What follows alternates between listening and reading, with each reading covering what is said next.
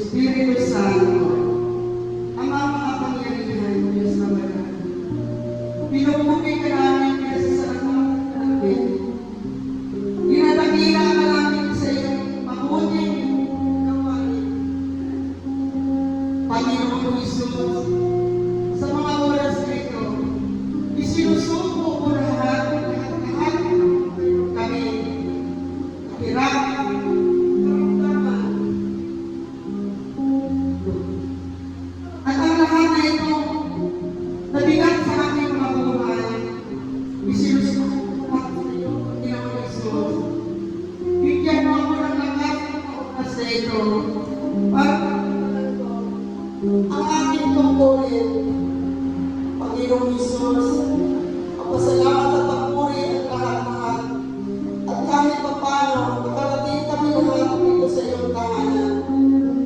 Bigyan mo kami ng lakas, sigla, tatag, at kagalingan sa aming lahat at mga karamdaman. Nagpapasalamat kami at nagpupuri ako sa iyo, Panginoong Isus, Amang kataas-taasan. Nabigyan mo ko ng lakas ang mga taong may sakit at karamdaman, nakaratay sa banig ng karamdaman, sa ospital, mga nag-aaral buhay. Diyos na banal, ipuin mo sila lahat, Panginoong Isus. Ikaw lamang ang inaasahan namin naman na makapagpapagaling sa kanila. Hindi ang doktor, hindi ang gamot, kundi ang iyong mapagpalang kamay, ang iyong mapaghimalang kamay, Panginoong Isus, ang mga kataas-taasan. Alam ko, naririyan ka lang, naririnig mo ang lahat ng aming hinahin. Tulungan ang lahat ng may sakit, Panginoon. Pagalingin mo sila lahat-lahat. Kami po ay nananalig, nagtitiwala sa iyo. Ang iyong kapangyarihan ng Diyos naming banal ay siyang aming inaasahan. Natutulong at gagabay sa amin sa lahat ng oras at magbibigay ng lakas. Tulungan mo kami, Panginoong Isus, sa mga oras na ito. Ibigay mo sa amin ang kalakasan na katawan. Basbasan mo kami lahat. Pinupuri ka namin, O Diyos. Dahil ang lahat ng ito, Panginoon, nakatayo kami at nakapaglalakad pa sa mga oras na ito. At kami nakarating sa iyong tahanan na ligtas. Panginoong Isus, ikaw ang aming Diyos na siyang gagabay sa aming lahat. Ang banal ng iyong Espiritu ay siyang papagmuhay sa aming lahat. Hipuin ang aming mga puso at isipan na magkaroon ng liwanag higit sa lahat. Ang mga taong naliliwan sa aming kapaligiran na tumiwalag sa iyo. Bigyan mo sila ng liwanag at lakas at na mabuksan ang kanilang puso at isipan na magbalik loob sa iyo, Ama. Tulungan mo sila. Ang iyong liwanag ay pasabugin mo sa buong mundo na magkaroon ng kapayapaan ng buong mundo, Panginoon. Na ang lahat ng mga karamdaman sa buong mundo ay magkaroon na ng kagalingan. Magkaroon ng pag-asa na nagmumula sa iyo, Kristo. Tulungan mo kami, Ama, at huwag mo kami pababayaan. Tingin mo ang aming hinahin. Sa pangalan ng iyong banal na anak na si Kristo namin, Panginoon. Amen.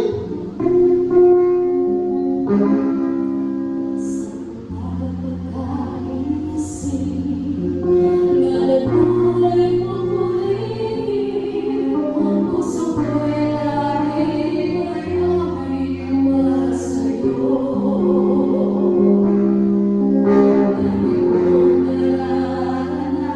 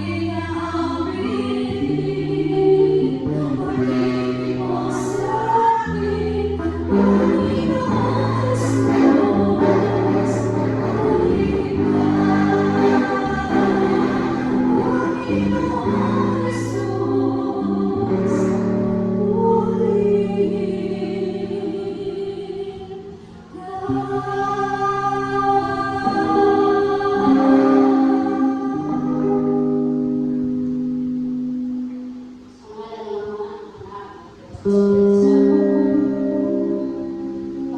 Jesus, nandito muli kami sa iyong harapan, humihingi ng patawad sa mga di ka namin pagbibitawan, na minsan hindi namin nawawalayan, nakakapagbitaw na kami ng hindi magandang salita, sa mga nakakapaligid sa iyo, na minsan yung nakakalimutan. Ikaw na nagbahala sa kanila.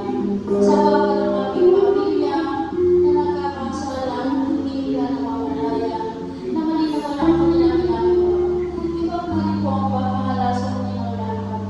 Sa aming pamilya, mga kapatid, mga kaibigan, gabayan niyo po sila, patawarin niyo po sila lahat sa kanilang pagkakasala na hindi nila namamalayan. Sa kagaya ko, minsan hindi ko namamalayan, nakakalimot na rin ako sa mga pinilitawan ng salita. Minsan, marami ko, siguro sila na paghihirap, hindi ko maiwasan ang pagkulot dahil sa hirapan ng buhay. Patawarin niyo po kami, kung minsan ay nagagawa namin itong gano'n. Dahil iniisip po namin yung kinabukasan, kung saan kami kukuha pa ng aming pangangailangan. Diyos ang makapangyarihan sa lahat. Ikaw na po bahala sa amin. Kung ano po ang dapat namin gawin, patawad po kung ako kami nagkakamali. Diyos ang makapangyarihan. Ikaw na po bahala kung minsan kami mga nakakalimot. Sa mga nakakalimot, sa mga tao na sa paligid mo, na minsan hindi nila talaga alam kung ano ang ginagawa. Sa mga sakit, lalo-lalo na po nasa gobyerno, kayo na pong bahala sa kanila. Wala po ako masyadong alam, pero may nakikita naman po ako. Kayo na pong bahala. Lagi ko pong hinihingi sa iyo ang kanilang patawad para sa kanila at linawin mo ang kanilang pag-iisip. Amen.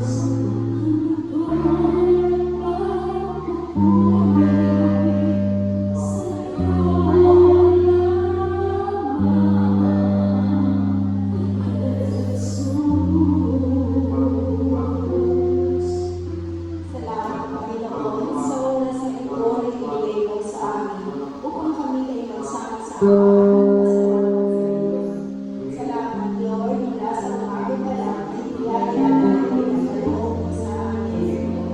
Salamat, Panginoon, sa magandang buhay, sa kalakasan, kalusugan, biyaya ng pamilya, biyaya ng hanap buhay.